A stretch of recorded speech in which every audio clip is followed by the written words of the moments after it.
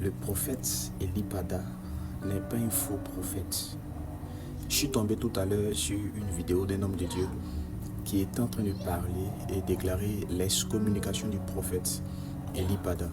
Vous savez, d'abord, entre parenthèses, donner de fausses prophéties ne veut pas dire que la personne est un faux prophète. Et c'est la même chose aussi. Donner de vraies prophéties ne qualifie pas une personne de vrai prophète.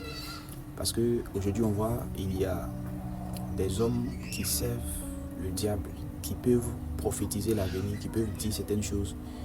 Et cela est vrai. Mais cela ne veut pas dire que ces personnes sont des prophètes de l'Éternel, sont des vrais prophètes. Ça ne change rien. Ce qui fait d'une personne un vrai prophète, c'est la source. C'est la source. La source qui l'inspire, la source de où il est sorti. Tu vois. Maintenant, revenons sur le cas de Elipada. Elipada n'est pas un faux prophète.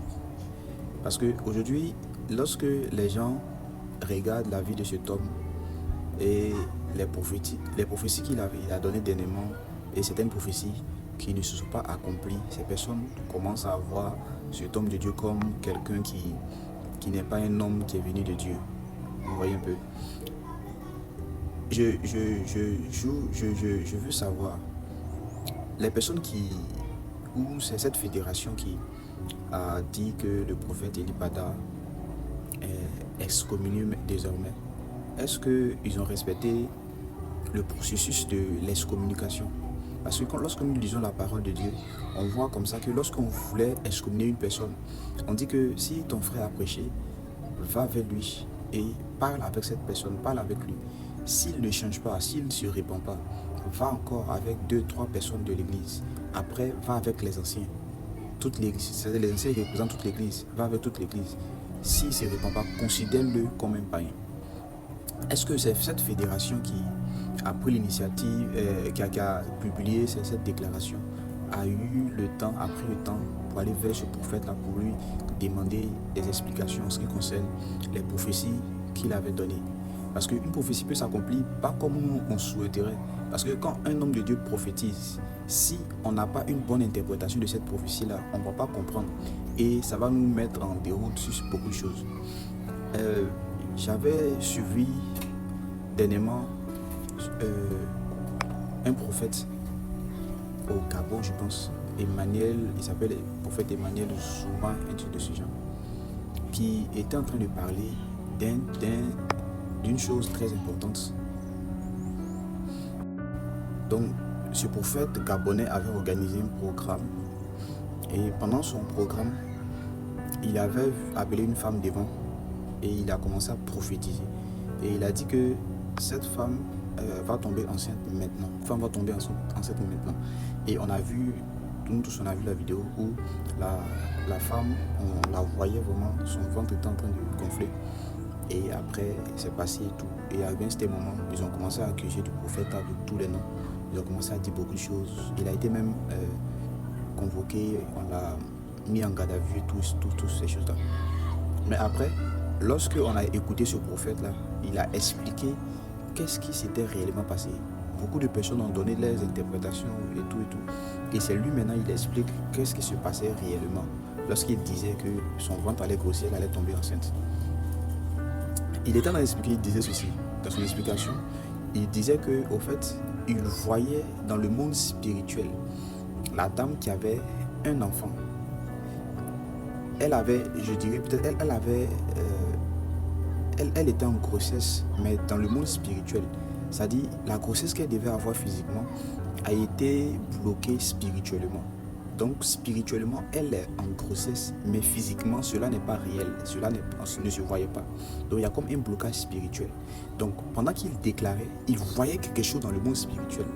Et c'est ce qu'il voyait dans le monde spirituel que lui, il a déclaré. Et cela s'est avéré dans le monde physique. Vous voyez?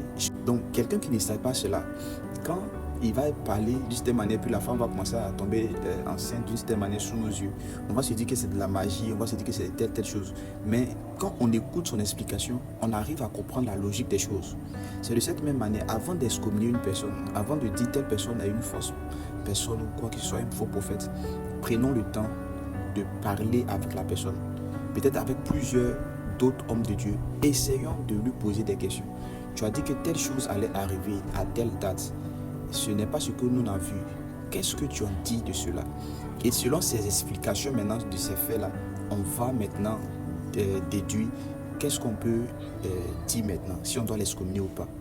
C'est comme ça qu'on doit faire. Parce que lorsqu'on étudie la Bible, on doit l'étudier beaucoup bien. On doit bien étudier la Bible. Le passage que l'homme de Dieu avait relevé, Luc était en train de parler de la déclaration de l'excommunication du prophète. Il avait dit comme ça que dans le livre de Deutéronome où on dit si un prophète parle au nom de l'Éternel que cela ne s'accomplit pas, cette personne va être considérée comme un faux prophète, on va le lapider et tout. Cette parole seule n'établit pas l'authentification d'une personne ou bien du ministère prophétique. Vous aimez négliger parfois certains enseignements des prophètes, c'est à cause de ça fatigue beaucoup. Quand vous suivez le prophète Joël Tatou par exemple, il a bien expliqué en ce qui concerne les prophéties, les faux prophètes et tout cela. Il a expliqué cela. L'accomplissement d'une prophétie ne fait pas de quelqu'un un vrai prophète, je vous assure. Certes, ceux qui sont de Dieu aussi, il y a des prophéties qui vont dire ça va s'accomplir. Et on a vu dans la parole de Dieu des personnes qui sont parties parler au nom de l'Éternel. Et cela n'est pas arrivé. Cela n'est pas arrivé. Donc on pouvait prendre Jonas et puis on va dire, toi tu as prophétisé au nom de l'Éternel que Ninive là, allait être détruit. Mais pourquoi Ninive n'a pas été détruit? C'est qu'on va t'excommunier. Vous voyez. Mais il y a certaines choses comme ça que nous devons voir, comprendre. Et la meilleure manière de comprendre, ce n'est pas de faire des interprétations personnelles, c'est d'aller vers la personne et de lui poser des questions.